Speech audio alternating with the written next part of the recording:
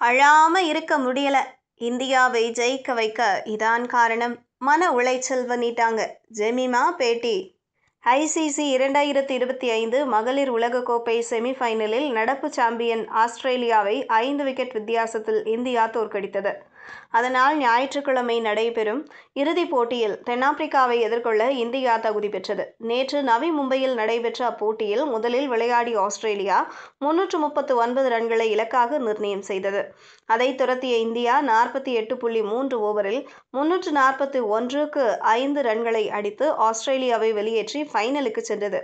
அதிகபட்சமாக Jemimah Rodrigues 121, captain Harmanpreet Kaur 89, Deepti 24, Mandhana 24, ரிச்சா கோஸ் 26 ரன்கள் எடுத்தார்கள்.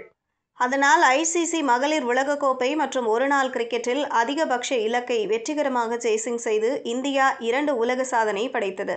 இந்த வெற்றிக்கு சதத்தை அடித்து முக்கிய பங்காற்றிய ஜெமிமா ஆட்டநாயகி விருதை வென்றார்.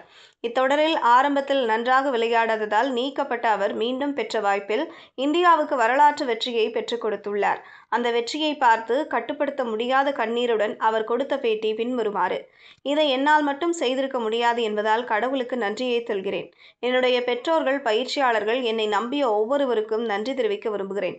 இந்த மாதம் மிகவும் கடினமாக இருந்தது. அது மூழ்காத கனவு போல இருந்தது. களம் இறங்குவதற்கு 5 நிமிடங்கள் முன்பாகத்தான் நீங்கள் இப்போட்டியில் 3வது இடத்தில் விளையாட வேண்டும் என்று என்னிடம் சொன்னார்கள்.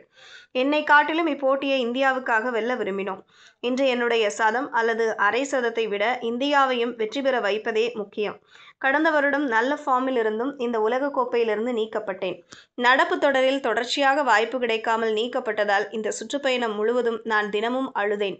மனதளவில் சிறப்பாக செயல்பட தடுமாறிய நான் மன அழுத்தத்திற்குள் சென்றேன். இருப்பினும் என்னுடைய ஆட்டத்தை காண்பித்தால் கடவுள் மற்றவற்றை பார்த்துக் கொள்வார் என்பது எனக்கு தெரியும். ஆரம்பத்தில் எனக்கு நானே பேசிக்கொண்டேன். பின்னர் களத்தில் நான் நின்றால் எனக்காக கடவுள் போராடுவார் என்ற பைபிள் வார்த்தைகளை நினைவில் கொண்டு விளையாடினேன். எனக்குள் நிறைய ஓடினாலும் அமைதியாக செயல்பட முயற்சித்தேன். இறுதியில் இந்தியா வென்றதை பார்த்து என்னால் அழுவதை கட்டுப்படுத்த முடியவில்லை.